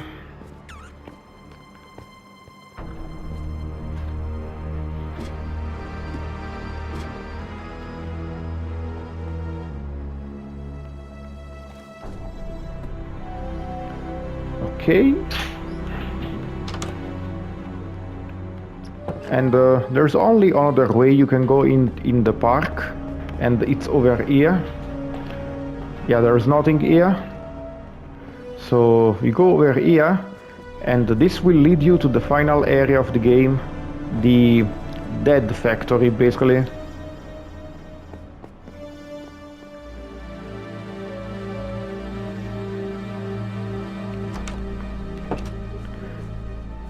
Yeah, this area looks very cool, which was actually vastly improved by Antman, because when I first built this area it looked laughable, to say the least.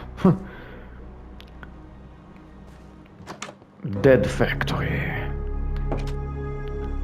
Let's go, Antman.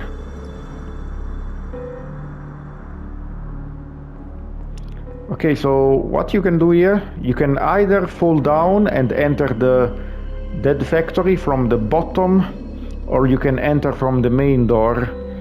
Let's enter from the bottom.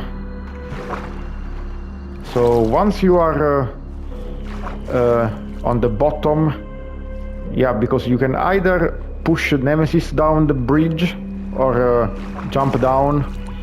You should always jump down if you want the berry ending, which is the best ending. Yeah, you can access the basement of the dead factory from here.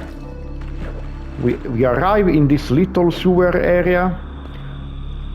This is an area where you basically encounter Carlos, and he's almost getting fucked by some zombies, but you save him. And this is the most amazing area in the game. It's that area where you do that very annoying water purification puzzle, which is absolutely annoying as fuck. Yeah, this area is very annoying. That puzzle is very difficult, honestly. At least the first time you play. Once you understand how to do it, it's okay. But it's still not very easy, even if you know what to do. It's very easy to fuck up. And this is the main hall of the dead factory. And you can take the elevator up to go upstairs. And careful, do not touch contaminated water, because they probably smelted some BOW bodies inside here or something. So we have 2 ways to go, but before we go towards the exit, let's enter here. This area leads to the well, basically the second to last fight with Nemesis. It's this area where you basically need to lure Nemmy near these pipes and use the pressure to burn him. And by the end of this fight, Nemmy will look completely fucked up, and he will start to mutate into his last form, the doggy form in the original game, which he gains by basically eating another tyrant.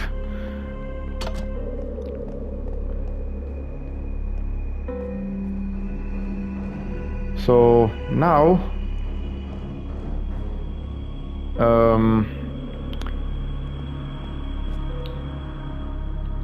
I think there should be a map here.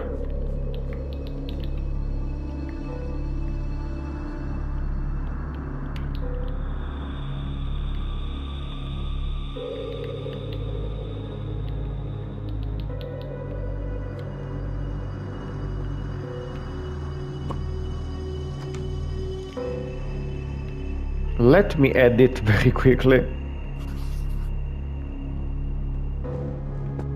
Okay, yeah.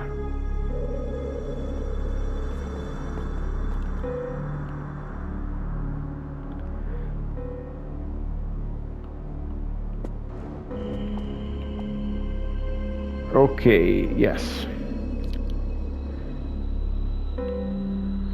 Okay, let's go. Okay, so now we are back in the entrance of the dead factory.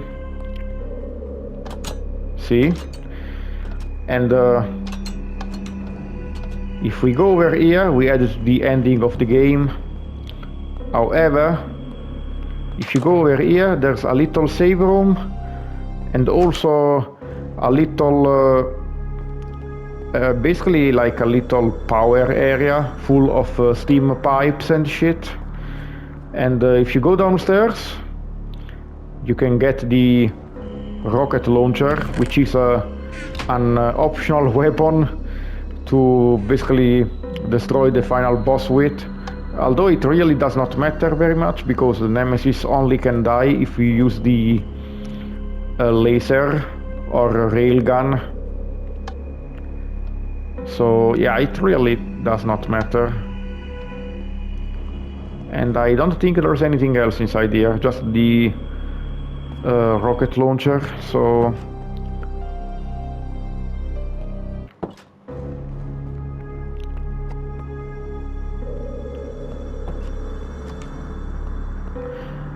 Time to wrap this up and go to the ending of the game.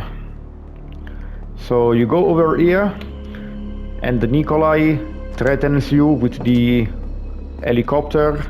You can either allow him to escape or fuck him up. I usually choose to fuck him up because he sucks. And you go over here, and the escape team starts, because nukes are about to drop on the city, or bombs, whatever the fuck they are. So you come over here and you go towards the final room of the game, the room with the railgun. This little room is where the final boss takes place.